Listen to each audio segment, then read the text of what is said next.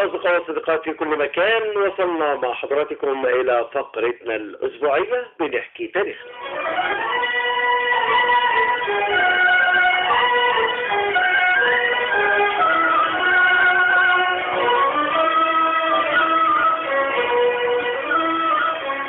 وفقرتنا الأسبوعية بنحكي تاريخنا يسعدنا أن يكون ضيفا معنا فيها اليوم الدكتور إسلام زغلول الباحث الأثري. دكتور إسلام، أهلا بحضرتك معنا. اهلا بحضرتك يا استاذ محمد وبكل الساده المستمعين الكرام. دكتور إسلام، يعني واحنا من خلال فقرتنا بنحكي تاريخنا بنحاول قدر المستطاع ان احنا نواكب كل الأحداث ونساهم بشكل أو بآخر في ترسيخ القيم والمفاهيم الحضارية والتاريخية حول الحضارة المصرية القديمة. في الآونة الأخيرة بدأت تتردد بعض الجمل وبعض الاتجاهات حول التشكيك في أصول الحضارة المصرية القديمة. هل هي حضارة يعني منبعها المنطقة هي المنطقة المصرية، ولا جاءت إلى مصر من أماكن أخرى زي أفريقيا، زي آسيا، زي أمريكا اللاتينية؟ يعني هناك أقاويل كثيرة يتداولها البعض خاصة عبر وسائل التواصل الاجتماعي. علميا وتاريخيا وحضاريا، يعني على مدى الأزمنة الفائتة كثيرا ما قرأنا من يؤكد أن الحضارة المصرية القديمة هي حضارة راسخة وتضرب بجذورها في أعماق التاريخ المصري أيضا. يعني لو حبيت حضرتك تكلمنا عن أصول الحضارة المصرية القديمة بشكل علمي وبشكل يعني بعيدا عن أي تحيز لصالح الحضارة المصرية القديمة، تتناول هذا الأمر إزاي؟ الحقيقه يا استاذ محمد، هذا الامر يعني ازعجنا كثيرا كمصريين، واستوجب علينا ان احنا يعني نعمل وقفه ونعمل يعني زي ازدهار اثري وعلمي وتاريخي علشان يعني نثبت الحق. زي ما حضرتك ذكرت في الفترة الأخيرة سمعنا طبعا يعني إشاعات كتيرة كالمعتاد بقى إن الحضارة المصرية يعني العادي اللي احنا بنسمعه إن هي طبعا بناها قارة أطلانتس المفقودة أو الجن أو مش عارف الجماعة الهوم، وأيضا لكن في الفترة الأخيرة أيضا ظهرت أيضا أقاويل بأن طبعا الحضارة المصرية أصلها يعني سكان من وسط أفريقيا، وبنات هذه الحضارة من الأفارقة الأسفليين أو اللي في أسفل قارة أفريقيا وفي أوسط قارة أفريقيا، وهم أصحاب الحضارة. ده الناس دول بيعتقدوا كده. وأيضا كمان ما استوقفوش عند كده بس، ده كمان ضموا شمال أفريقيا معهم، هم أصحاب هذه الحضارة، وجزء من أوروبا يعني وجزء من العالم قالوا احنا اصحاب هذه الحضارة، ويعني وعايزين يعني نثبت الكلام ده بالمطور. خلينا نتكلم فيما يخصنا فقط، ان هي مصر، الحضارة المصرية القديمة. لو تكلمنا اي يعني عن اي موضوع في الحضارة المصرية القديمة وعرضناه قدام اي راجل عادي خالص، يقول لك 100% دي الحضارة دي حضارة مصرية، لان السمات اللي صنعت معايا يا استاذ محمد، مع السمات حضرتك طبعا. الحضارية اللي صنعت والعناصر الحضارية اللي صنعت، إن كانت مقابر، إن كانت معابد، إن كانت مسلات، أو أي عناصر معمارية صنعها المصري القديم، أو صنعها يا سيدي الراجل اللي بنى، هنقول لحد دلوقتي مش عارفين المصري ولا مين. لو صنعها الراجل القديم اللي بناها في قديم الزمان، هتلاقيه 100% مصري، السمات مصرية. العقيدة الدينية البنيان متأثر بالعقيدة الدينية. طيب احنا بنتكلم في شيء مهم جدا بنثبت بيه حقائق وبنثبت بيه دلائل علشان نرجع الحق لأصحابه، أصحاب بنات هذه الحضارة. وأنا يعني اتكلمت وقلت النهاردة يعني بعنوان إن الحضارة المصرية صناعة مصرية بأيادي مصرية خالص. بنتكلم بنقول إن كان معابد، إن كان مقابر، إن كان أبنية، كلها بسمات مصرية ما اتغيرتش. لكن بعكس يعني المدعيين اللي هم بيقولوا احنا بنينا الحضارة المصرية في الفترة الآونة والأخيرة، يعني أعتقد كمان يعني هم أو شاركوا، لكن طبعا الكلام ده بما يسمى فيهم يعني الأفروسنتريك. آه، مم. بنقول إن الحضارة المصرية القديمة اللي بناها أجدادنا المصريين القدماء، بدليل إن في مقابر، في معابد، في مسلات هي بطراز مصري خالص. هل المعابد اليونانية تتطابق المعابد المصرية؟ إطلاقا. مختلفة تماما. ده احنا بنتكلم في اليونان يعني اللي هي الحضارة يعني اللي كانت معادلة للحضارة المصرية القديمة. طب في ماذا عن الحضارات الإخوة الأفارقة؟ هل طراز مبانيهم إن كان في طراز ليهم مطابقة؟ ده احنا بنتكلم بقى في دلائل. هل مطابقة للطراز المعماري المصري؟ إطلاقا. طيب ده رقم واحد. طب لماذا تأثرت؟ يعني انت لو راجل بقى باني، لو انت باني الحضارة دي يا استاذ محمد، انت مم. كراجل من وسط افريقيا او جئت علشان تبني الحضاره المصريه دي، هو انت هتتاثر بالديانه المصريه ولا بديانتك انت؟ فالديانه المصريه دي من احدى السمات اللي تاثرت بقى بناء الحضاره المصريه القديمه. لو احنا كمان رجعنا لما قبل التاريخ، مش هقول لك التاريخ عشان نجيب التسلسل الزمني، هنلاقي في مم. حضارات في حلوان، في المعادي، في نقادة أولى، نقادة الثانية، نقادة الثالثة، ويعني انتشرت على يعني ضفاف النيل هذه الحضارات، وكونت شكلت يعني بقع حضارية هامة جدا في مصر، وفيما تعرف في ذاك الوقت ان ده حضارات ما قبل التاريخ والعصور الحجرية، ويشهد طبعا الآثار اللي موجودة. تقصد حضرتك أن هناك نوع من أنواع التطور شهدته الحضارة المصرية من مرحلة إلى مراحل أخرى؟ وده اللي يعني شفناه على مر الحقب المصرية القديمة منذ العصر ما قبل التاريخ اللي صنعها المصريين القدماء. طب هل يعني الناس اللي هم بنوا، اللي هم بيدعوا يعني ان هم بنوا الحضارة المصرية القديمة، طب ما تبني في بلدك؟ اه. وانت يعني لازم تيجي في مصر. طب فيما قبل التاريخ انت عارفين ان احنا العملية كانت صعبة جدا في التنقل والترحال، وكان طبعا يعني الوسيلة الوحيدة للنيل، وهي كانت صعبة جدا. طب هتبقى الموضوع صعب علشان اجي ابني في بلد غير بلدي؟ هيبقى الموضوع مرهق صعب جدا. وكمان طيب انت جيت، طب حط سمة دينية انت تأثرت بيها حتى في ديانتك، لكن ما لقيناش اي ديانة متداخلة حتى في الديانة المصرية في التأثر بشكل كامل يعني في الديانة المصرية في بناء الطراز المعماري وبناء العناصر الحضارية المصرية القديمة.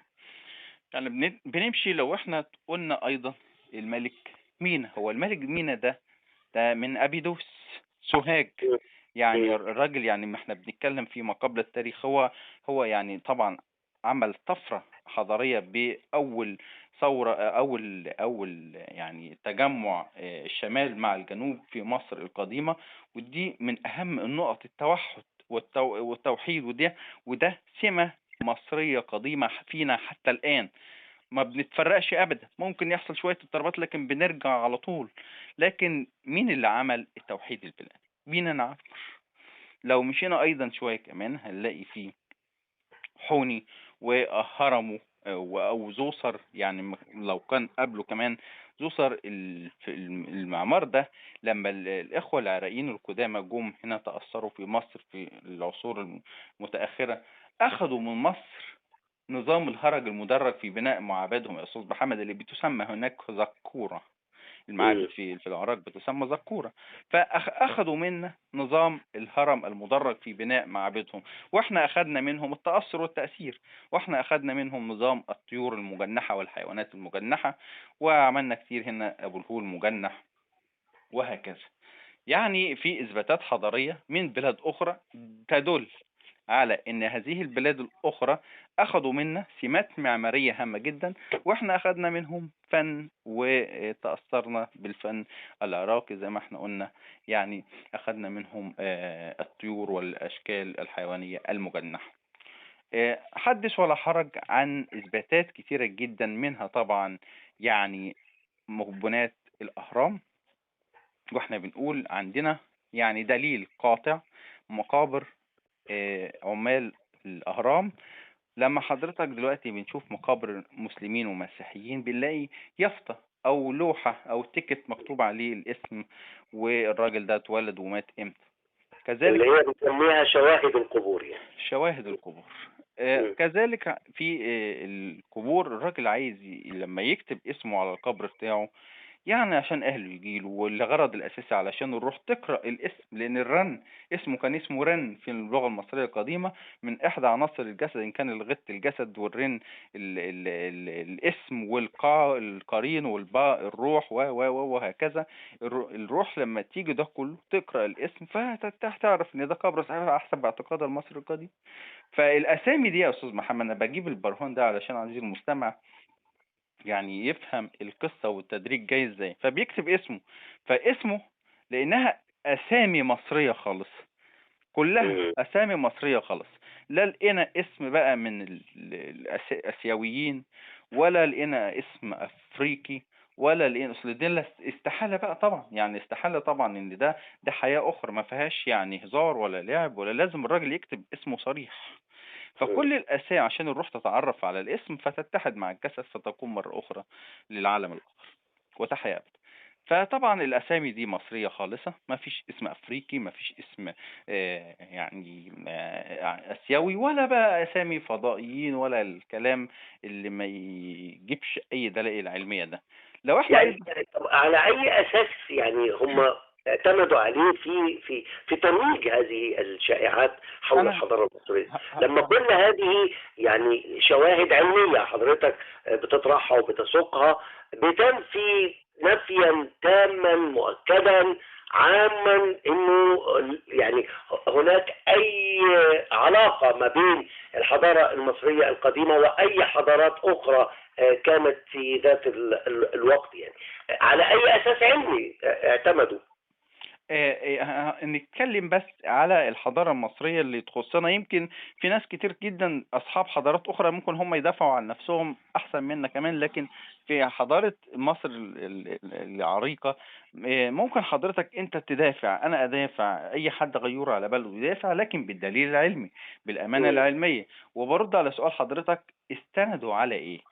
مم. يعني يمكن بقى هم كمان ده مش خشوا في مصر بس، يعني ده خشوا في شمال افريقيا، ان كان تونس، الجزائر، والاردن، وحضاره الاردن العظيمه، وجزء من اوروبا وامريكا، يعني ما خلوش حاجه. قالوا ان ديت بس طبعا القمه دي طبعا اتلغت اللي هم كانوا يعملوها او المؤتمر، لكن لان طبعا كلام هباء. لان مم. طبعا احنا كحضرتنا المصريه القديمه مؤمنين، والعالم والمنظمات الثقافيه العظيمه اللي في العالم كلها تؤمن ان الحضاره المصريه صناعة مصرية خالصة بأيدي مصرية.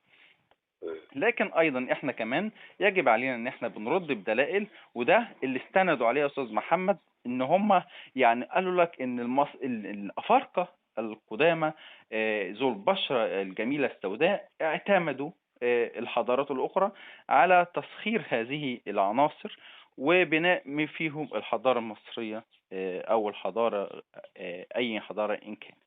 عندنا في الآثار عندنا المصري القديم كان صريح جدا مع نفسه لما حب ان هو يعمل ماكيتات حتى في الجيش. يعني انت بتعمل عشان اديك اجر علشان تيجي تحارب. ميز حتى اخواننا الافارقه باللون الاسود في الخشب، الماكيت او التماثيل الخشبيه اللي بتمثل حتى يعني المحاربه او غيره، او الخدم او غيره. وميز المصريين باللون البني الداكن اللي هو المعروف عنهم عامه من جنوب لشمال مصر. مم. ده اللي هم كانوا فقط، اللي هم يعني ده اللي موجود في الحضارة المصرية القديمة والآثار المصرية القديمة، إن دول أفارقة، لكن كانوا يعني مرتزقة، محاربة من أجل الأجر أو خدمة من أجل الأجر. عندنا بالمصريين الفكر والابتكار. عندنا وينيو في مذكراته، ده احنا في عهد بيبي الثاني يا أستاذ محمد. يعني مم. من كتر يعني القوة بتاعتنا عهد الملك بيبي الثاني، احنا الأسرة السادسة تكلمنا عن بنات الأهرام، بنتكلم في الأسرة السادسة. كان عندنا راجل اسمه بيبي الثاني ده حكم مصر 90 سنة. بعت راجل اسمه حرخوف، ده كان رئيس رحلاته، عامله للرحلات بس. روح وسط أفريقيا، هات لي أقزام ألعب بيها.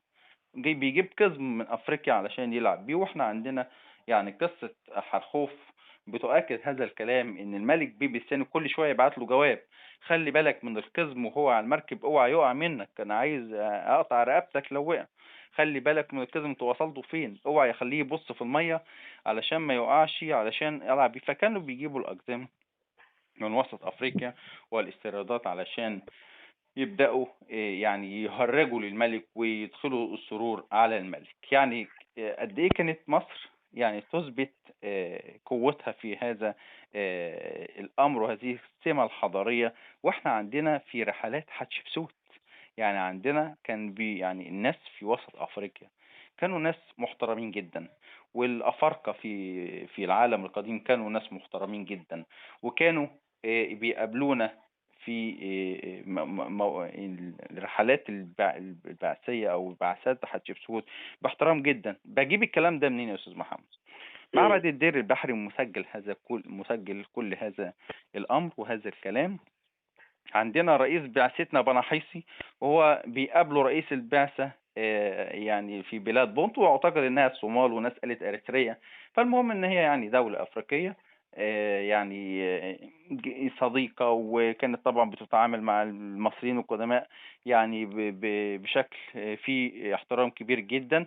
وبيشوف هو بيقدم له الهدايا وبيقدم له المنتجات، وجبنا البخور من هناك والعطور والتوابل وغيره والجمال والظراف، واحنا عملنا لهم عملية تبادلية ايضا بالمنتجات اللي عملنا. كان في تبادل، كان في استقرار، وشهد شهد المصريين يعني التاريخ المصري القديم شهد على المصريين ان كان في طبعا تبادل حضاري مش بين الافارقه بس. احنا بنتكلم بس فيما يخص الشائعة الاخيرة ان نعم. بعض الافارقه يعني المعاصرين اليومين دول يعني بيتكلموا يقول لك والله ده احنا اصحاب الحضاره المصريه واصحاب حضاره دوله كذا ودوله كذا كمان ودوله كذا. فاحنا بنتكلم بنقول في الحضاره المصريه ان الافارقه في مصر القديمه كانوا ناس يعني في غايه الاحترام، وكانوا طبعا معترفين طبعا، وكانوا بيتعلموا منا وكانوا بياخدوا منا يعني انظمه كثيره جدا في الابنيه الحضاريه. احنا بنتكلم على مين صناع الحضارة المصرية القديمة. لما سنوسرت الثالث في الأسرة ال 12 يا أستاذ محمد من تاريخ مصر القديم اللي عدده 30 أسرة، اجتمع مع المصريين عايزين نحفر قناة سويس من أجل الاقتصاد. مين اللي فحر قناة سويس؟ المصريين. نعم. محدش حفر القناة غير المصريين، ويعني راحت فيها أرواح من أجل النهوض بالاقتصاد البلد وموارد البلد. وحفرنا قناة سويس في الأسرة 12 باجتماع مع المصريين مع سنوسرت الثالث، وعزمنا إن احنا نحفر قناة سويس اللي هي تقريبا يعني زي قناة السويس حاليا، وكانت بتصل ما بين البحر الأحمر والمتوسط عن طريق نهر النيل. وطبعا دي حققت يعني ربح وفايدة تجارية اقتصادية، يعني زي ما انت عايز قول هذه القناة كانت طبعا يعني مهمة جدا وسمة حضارية تقال حتى الآن. طيب ماذا عن أيضا كمان يعني شيء مهم جدا جدير بالذكر ان احنا بنتكلم عن مين اللي بيقهر أعدائنا ومين اللي بيقهر طبعا الجيش المصري القديم والعبقريات المصرية. إن كان يعني من أبرز الملوك المحاربين كان تحتمس الثالث، رمسيس الثاني أو ده تحتمس الثالث خطته الحربية بتدرس حتى اليوم في المعاهد الاستراتيجية الدولية. ده مصري وشاهد له العالم كله بشجاعته، وكان سموه الإمبراطور القديم. اسمه إيه؟ تحوت مس، يعني ابن الاله تحوت او وليد الاله تحوت، يعني اسم مصري خالص. كذلك بقى الاسامي يا استاذ محمد المقابر كذلك ابن امون ابن تحوت وتشابه وهكذا. لكن تحتمس الثالث كان مصري. ظهر قوته العسكرية والبنيانية. معبد الكرنك اعتقد يعني لو هم بقى عايزين يبنوا هيبنوا في الكرنك قريب منهم جدا، او في ابو سمبل او لكن كل مصر حتى الملك رمسيس الثاني، ردا على سؤالك برضو، يعني الملك رمسيس الثاني لما ليه بنى معابده مع انه راجل ده مواليد الزقازيق، وبعد كده سكن في طيبة وحكم في الشمال وحكم في الجنوب، يعني راجل انتشر لدرجة ان وضع معبد ابو سمبل اقصى جنوب مصر. ليه؟ علشان نثبت ان الحضارة المصرية القديمة حدودها هذا الأمر، ولن أحد يعتدي على هذه الحدود، وإحنا بنثبت شرعية هذا المكان بإقامة. وكأنها بوابة جنوبية على الحدود المصرية. بالضبط، كمان علشان تبقى بمثابة قلعة ثقافية مم. وقلعة دينية وقلعة أيضا عسكرية، تثبت حدود. زي ما يقول لك والله المنطقة دي ميتة في الصحراء، اما احط فيها مصنع علشان اجيب جنبه بقى السوبر ماركت واعمل هايبر والناس هتيجي تحيي المنطقة. مم. يعني كل دي دلائل مهمة جدا كنا لازم ان احنا نستعرضها. لكن من اهم ايضا الاشياء ايضا كما بنتكلم على الملك رمسيس العظيم، ان هو طبعا يعني حارب كتير جدا، وطبعا تجول شمالا وجنوبا وامن حدود مصر الجنوبية. ده كل ملك، يعني كل ملك لما بيكتب في السيرة الذاتية بتاعته بيكتب انا امنت حدود مصر الجنوبيه والشرقيه والغربيه وعملت حملات كذا. ده احنا كنا بنعمل حملات تأديبيه. الحملات التأديبيه ديت لما يكون في بعض يعني الخارجين عن القانون المصري القديم واللي بيتمردوا على المصريين، ويعني قل يروح لملك يعني باعت فرقة واحدة من الجيش يعني يأدب، يقول لك حملات تأديبية، يأدب ده وده وده وده، في إن كان في بلد هنا أو جنوبا أو شمالا أو شرقا أو غربا. وحتى ده في ليبيا بيبدأ الحملات التأديبية ديت تدين تاني للولاء للمصريين. فالملك رمسيس الثاني طبعا يعني قهر في معركة قادش الحيثيين، وسجل ده على ما عبده. بنقول يا أستاذ محمد سجل ده مم. على المعابد اللي بناها رمسيس الثاني، كان في الكرنك، كان في الأقصر، إن كان في أبو سمبل وإن كان الرمسيون. سجل. طب حضراتكم فين التسجيل بتاع حضراتكم الحضاري الأثري اللي نناقش؟ وبعدين احنا ناقشنا باللغة المصرية القديمة، صح كده؟ مم. وكتبنا كلمة، يعني اللغة ديت يعني نابعة خالصة من المصريين. فأين أنتم بلغتكم؟ يعني الحضارة انت عايزين لما يعني رمسيس الصراحة يعني لما عمل معاهدة سلام مع قادش في مدينة قادش ومع الحيثيين، فجي هنا قال انا انتصرت. طبعا معروف ان هو الفرعون الشو، يعني اللي بيعمل شو ترويج لنفسه كتير جدا. لكن تنحسب له ان هو طبعا يعني قهرهم. ومن ضمن معاهدات السلام، من ضمن شروط معاهدة السلام، لو في مشكلة عند المصريين تيجوا تساعدونا يا حيثيين، لو في عند الحيثيين مشكلة المصريين يجوا يساعدوكم.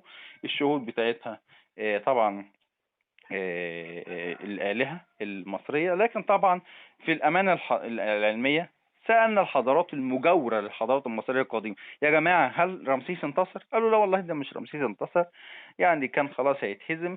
لكن الملك الحيثي يعرف بطش رمسيس قد ايه، ويعرف بطش الملوك المصرية مش هيسيبوه في حال. فقالوا خلاص يا دار ما دخلك شر ونعمل معاهدة سلام. فرمسيس عمل معاهدة سلام بطعم الانتصار، وقال لا يمكن ان انت من ضمن الشروط المعاهدة ما تعتديش على الممالك بتاعتنا في آسيا، وده الغرض الأساسي.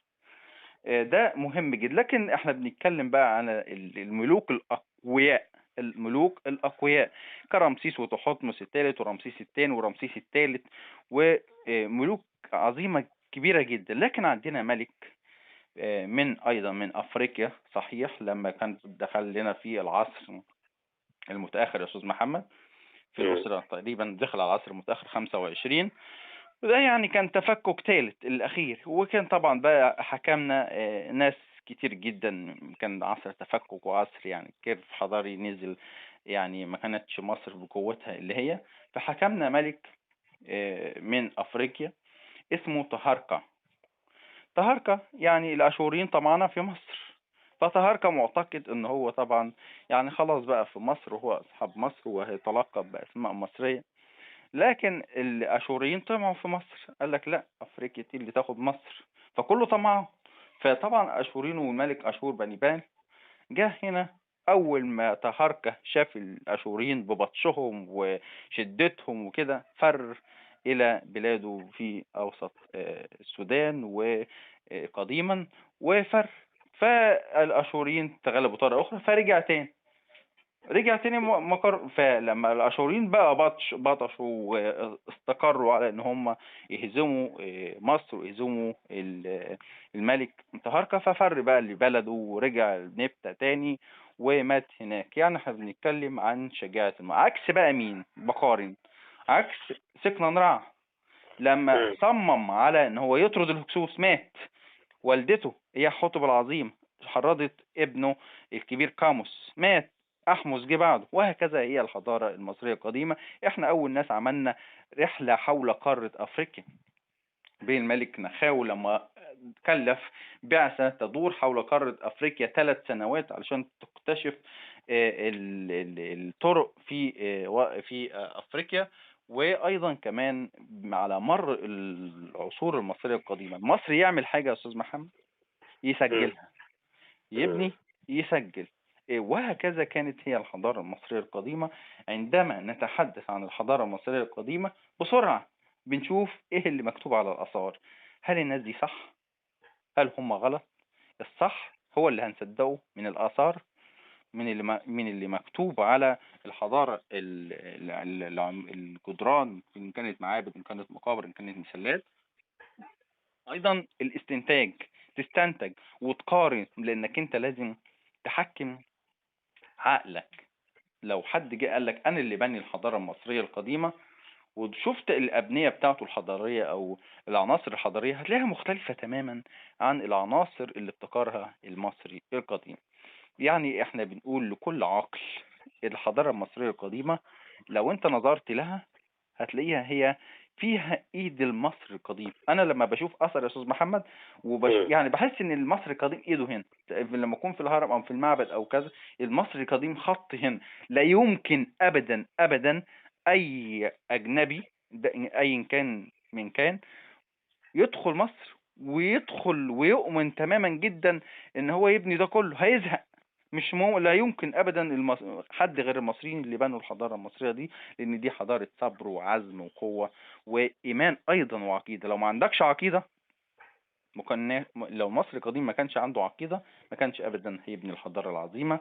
فبنقول للعالم مصر كلها يعني بناء مصري خالص، والحضاره المصريه بناء مصري خالص بأيادي مصرية دون تدخل أجنبي ولا جن ولا أطلانتس ولا سحر ولا أي شيء. فيجب على كل إنسان في الدنيا مش في مصر بس إن هو يفتخر إن في الأرض حضارة مصرية بيشهد لها العالم القديم والحديث بالمجد والفخر. نعم بالفعل هكذا هي الحضارة المصرية القديمة دكتور إسلام. وإذا كان هيرودوت يقول أن مصر هبة النيل فإننا نقول أن مصر هبة المصريين.